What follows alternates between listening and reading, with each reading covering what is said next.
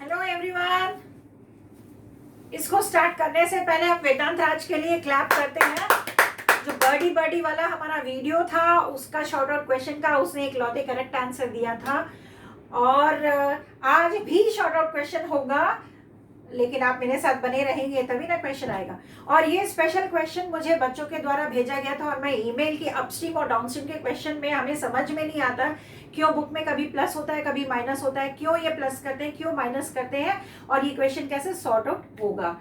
तो इसके लिए मैं हूँ आपके साथ। ऐसे क्वेश्चंस और भी कुछ प्रॉब्लमेटिक होते हैं तो ईमेल पे भेजिए passionateteacher123@gmail.com। इस पर आप भेज दीजिए और ऐसे क्वेश्चंस हम लेंगे स्पेशल सेशंस के साथ। तो चलते हैं आज के क्वेश्चन पे। क्वेश्चन आपको ये दिया हुआ है, a streamer goes down stream. Streamer जो पानी में चलता है, ठीक है ना। अगर हावड़ा जाएंगे और बहुत सारा स्टीमर आप देख लेंगे, गंगा नदी पे भी दिख जाएगा आपको थोड़े मोड़े steamer. A steamer goes downstream from one port to another in 6 hours। ठीक है, अब एज्यूम करते हैं यहाँ एक पोर्ट है ए और यहाँ एक पोर्ट है बी और स्टीमर जो है वो ऐसे चल रही है क्योंकि स्टीमर पानी में चलती है। स्टीमर का रूट ये है, ठीक है। तो डाउन स्ट्रीम में है, it covers the same distance upstream in 7 hours। Upstream में 7 hours लगते हैं। If the speed of the stream is 2 km per hour, find the speed of the steamer in still water। ठीक है, ये question आपको दिया गया है। आप देखिए यहाँ पर प्रॉब्लम कहाँ पर आती है। हमें दो वर्ड है, एक डाउन स्ट्रीम है एक अप स्ट्रीम है, दो वर्ड है। पहले ये वर्ड का मीनिंग समझना है, इसीलिए आप गलत करते हैं। Down stream, up stream. Down stream नदी का बहाव जिस तरफ है, नदी का बहाव जिस तरफ है अगर उसी तरफ हम जा रहे हैं उसे हम डाउन स्ट्रीम कहते हैं। पर रिवर का बहाव ऐसे है, हम ऑपोजिट डायरेक्शन में चल रहे हैं, ठीक है। हम ऑपोजिट डायरेक्शन में आ रहे हैं, उल्टे तरफ चल रहे हैं, तो क्या होगा, अपस्ट्रीम। जैसे फ्लाईओवर कहीं बना हुआ है, फ्लाईओवर में जब हम चढ़ते हैं तो बहुत दम लगता है, वो क्या है, अपस्ट्रीम, उसके अगेंस्ट में है ना, अपस्ट्रीम। लेकिन जब हम उतरते हैं तो हमें कम मेहनत लगती है, वो है डाउन स्ट्रीम। इसी तरह से नदी जिस तरफ चल रही बह रही है उसी तरफ अगर हम चल रहे हैं तो डाउन स्ट्रीम कहेंगे, और नदी के अपोजिट डायरेक्शन में, नदी जैसे बह रही है उसके उल्टे डायरेक्शन में हम चलेंगे तो उसे अपस्ट्रीम कहेंगे। ये तो क्लियर हो गया कि डाउन स्ट्रीम क्या होती है, अपस्ट्रीम।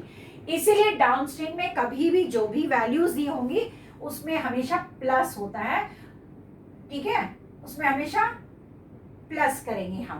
कभी भी डाउन स्ट्रीम का वैल्यू होगा तो उसको हम क्या करेंगे, कभी भी प्लस करेंगे, और अपस्ट्रीम का वैल्यू होगा तो हमेशा माइनस करेंगे। क्यों, यहाँ पे स्पीड ऑटोमेटिक बढ़ जाती है ना, आपकी जो ओरिजिनल स्पीड है उसके साथ नदी का बहाव जो है वो आपकी स्टीमर को और स्पीड से ले जाता है। उल्टे तरफ में क्या होता है, मेरा जो स्पीड है उसको और वो माइनस ही कर रही है क्योंकि मुझे अपना एफर्ट लगाना पड़ रहा है। तो इसलिए अपस्ट्रीम में माइनस होता है, डाउनस्ट्रीम में प्लस होता है। ये दिमाग में बिठा के रख लो, तब ये सही हो जाएगा। अब हम इस क्वेश्चन को करते हैं, तो अब सोल्यूशन करते हैं। अपस्ट्रीम डाउनस्ट्रीम का क्लियर हुआ। अब इस क्वेश्चन में लेते हैं, let the speed of the steamer.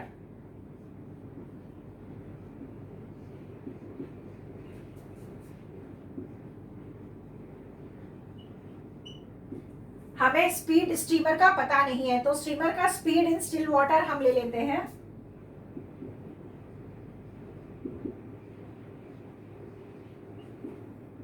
x kilometre per hour, ठीक है, x किलोमीटर जाती है 1 घंटे में। अब इसमें हमें दिया हुआ है स्पीड ऑफ स्टीमर।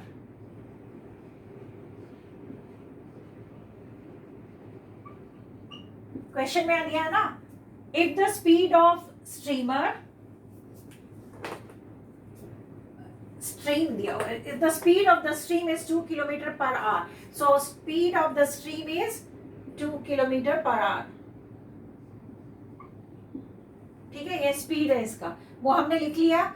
अब इसके बाद हम लिखेंगे स्पीड ऑफ स्ट्रीमर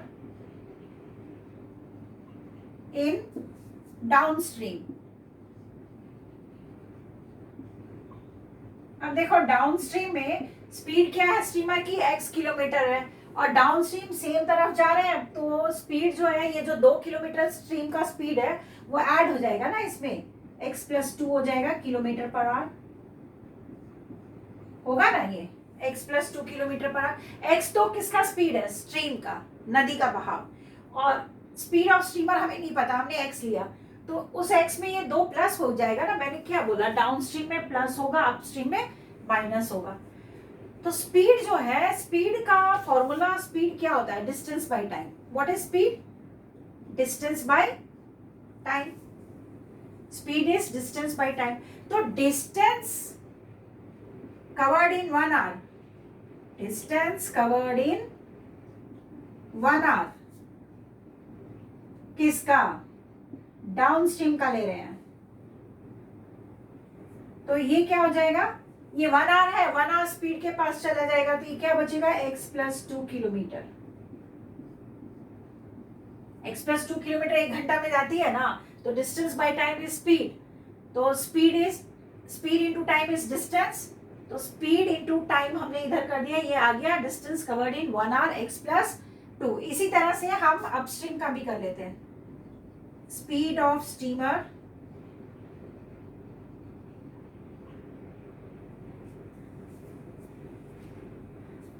यहाँ 1 आवर का हमको निकल गया, तो डिस्टेंस कवर्ड इन 6 आवर्स हम निकाल सकते हैं, क्वेश्चन में दिया हुआ है यहाँ पे डिस्टेंस कवर्ड इन 6 आवर्स, डिस्टेंस कवर्ड इन 6 आवर्स, तो क्या होगा, इसके आगे 6 लग जाएगा, 6x+2 किलोमीटर।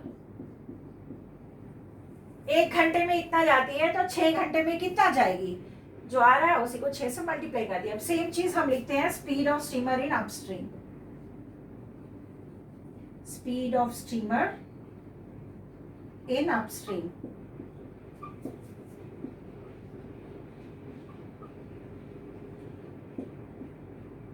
यहां हो जाएगा x-2, क्यों माइनस होगा, क्योंकि हम रिवर जिस रास्ते से, जिस डायरेक्शन में बह रही है उसके अपोजिट में चल रहे हैं, तो प्रेशर ज्यादा लग रहा है, तो ऑटोमेटिकली स्पीड जो है वो घट जाती है, स्पीड जो है वो घट जाती है, इसीलिए माइनस करते हैं। इसी तरह से हम लिखेंगे distance covered in 1 hour, distance covered in 1 hour, ये क्या हो गया, x-2 किलोमीटर। पर आपके क्वेश्चन में दिखा है it covers the same distance upstream in 7 hours, मतलब जाते समय 6 घंटे लगते हैं, और जब हम लौट रहे हैं उल्टी डायरेक्शन में तो 7 आवर्स लगते हैं, डिस्टेंस वही है, तो डिस्टेंस कवर्ड इन 7 आवर्स क्या हो जाएगा, 7x-2 किलोमीटर। अब ये एक इक्वेशन मेरा 1 आया, ये आ गया इक्वेशन 2। एक चीज है, चाहे मैं अपस्ट्रीम से जाऊं A to B या मैं डाउनस्ट्रीम से आऊं, डिस्टेंस तो सेम रहेगा, distance will remain the same, A और B का डिस्टेंस जो है वो सेम रहेगा। अब हम इस इक्वेशन को आमने सामने लिखेंगे, इक्वेशन 1 इक्वल टू इक्वेशन 2। अब हम यहां पे करते हैं फिर,